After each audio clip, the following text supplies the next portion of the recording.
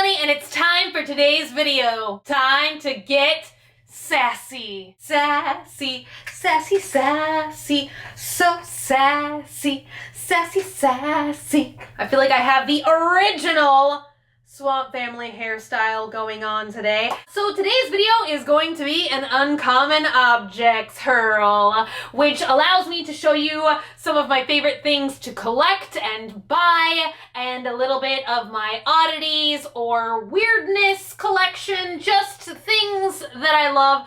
Inevitably, somebody will leave me a comment down below saying that this is just all junk and trash. And if you feel that way, that's cool. You're entitled to your opinions, but these are my absolute favorite things to purchase and to find. Uncommon objects is literally like heaven on earth to me. It is literally my favorite place to go, my favorite place to visit. If you are ever in Austin, you have got to check them out. They're on Congress, and they are just a magical wonderland full of everything imaginable, all kinds of antique-y things, vintage things, weird things. Without further ado, let's get into the hurl. The very first thing that I got this time is this old toolbox, and it's covered in paint, like drippy paint and chippy paint. I love stuff that is both drippy and chippy. I also love things that are kind of like tools or hardware related. I know that sounds super bizarre,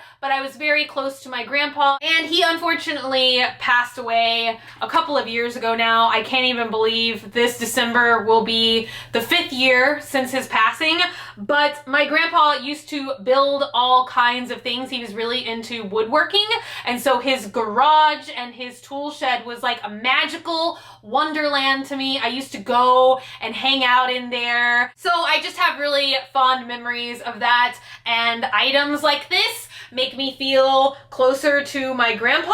So when I saw this, I thought it would be something that would have fit into my grandpa's woodworking area. So that's why I bought it. And actually the display that they had at Uncommon Objects was really cool because they almost used this. They had it like sitting up and down like this, and it opens in the front. It's got a little latch, and I have some other stuff I bought in there. That's what's rolling around, but they actually had it sitting up and down, and they were kind of like using it as a display case. So that's what I'm gonna do with mine. That was a really long story, but see, that's why I love stuff like this, because to me, each of these pieces kind of like speaks to me and tells a story. So that's what I'm into. I also got this super old looking cookie cutter, and I just love the shape of it. It's a star. It's a really simple shape, but I just love metal things like this lately. I don't know why. I thought I could like set it amongst my little babies, or maybe hang it on the wall. I've got a bunch of stuff wrapped in paper here. So the next thing that I found is super awesome, and I was looking for some smaller things this time to kind of just like decorate my furniture. I've got a bunch of shadow boxes. They're like glass that open up, so I was looking for some smaller stuff. So I found this, which is a super old billfold wallet. Inside it has all of these little pockets.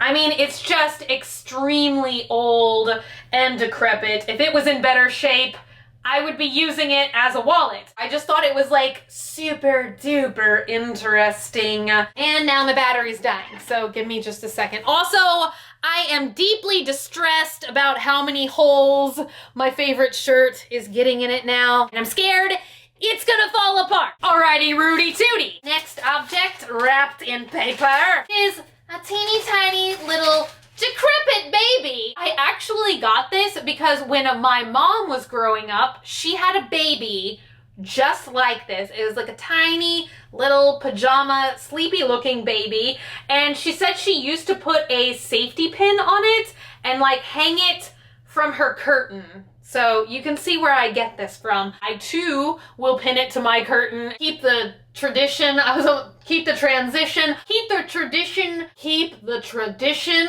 alive. Next is another thing wrapped in paper. Another thing that I've been super inspired by lately, this is maybe gonna sound like the weirdest thing ever. I'm obsessed with textures of stuff. I don't even know, like, is there something that's like opposite of a phobia that you like, I don't know, that you're obsessed with? Because for me, it's textures. I have just loved looking at cheese graters and cheese grater type objects lately. I don't know what's going on with that. This is actually not a cheese grater though. It is I suppose you could grate cheese with it, but it was a spice grater for like smaller spices, and it's got like a little lid here, but it has a hole, so I'm gonna throw a thumbtack or a nail on it and hang it on the wall so I can just admire the beauty of this cheese grater looking object every day. I know reasons why I like some of the things that I like, but some things are a mystery even to me. Next, I have this tiny little animal carved out of some sort of wood. What kind of animal is this? Dogman and I didn't know, but we liked it, so we bought it. It might be an aardvark or a kangaroo. Maybe it's an armadillo. Is it a donkey?